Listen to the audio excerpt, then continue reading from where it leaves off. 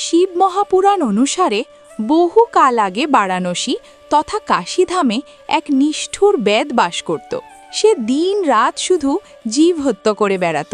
একদিন বেদ শিকার করতে গিয়ে অনেক পশু পাখি শিকার করে। সন্ধে ঘনিয়ে আসতেই সে বাড়ির দিকে রওনা হয়, কিন্তু কিছু দূর যেতেই পথে রাত্রির হয়ে যায়। ফলে সে জঙ্গলে পথ হারিয়ে রাতে হিংস্র জন্তুর ভয়ে এক গাছের উপর আশ্রয় নেয়। বেদ যে গাছে আশ্রয় নিয়েছিল সেই গাছটি ছিল বেলগাছ, আর সেই গাছের নিচে ছিল একটি শিবলিঙ্গ।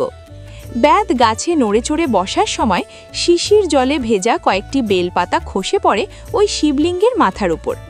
সেদিন ছিল শিব চতুর্দশী, অর্থাৎ মহাশিবরাত্রি, আর বেদও ছিল উপবাসী। তার ফেলা বেলপাতাগুলো শিবলিঙ্গের মাথায় পড়ে, এর ফলে তার শিব চতুর্দশী ব্রতের ফল লাভ হয় তার অজান্তেই। পরদিন বেদ সকালে বাড়ি ফিরে আসে। সে রাতে বাড়ি না ফেরায় সবাই তার জন্য ভাবছিল।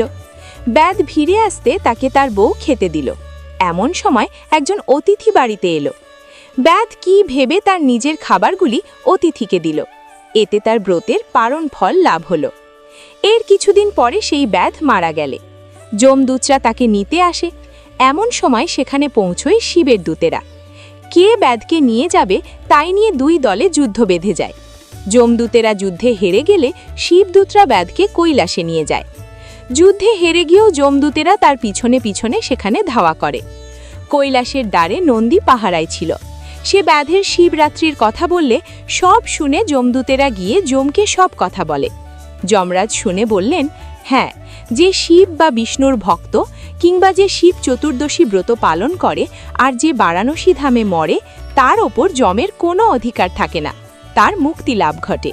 এইভাবে মর্ত্যলোকে শিব চতুর্দশী ব্রতের প্রচার ঘটে।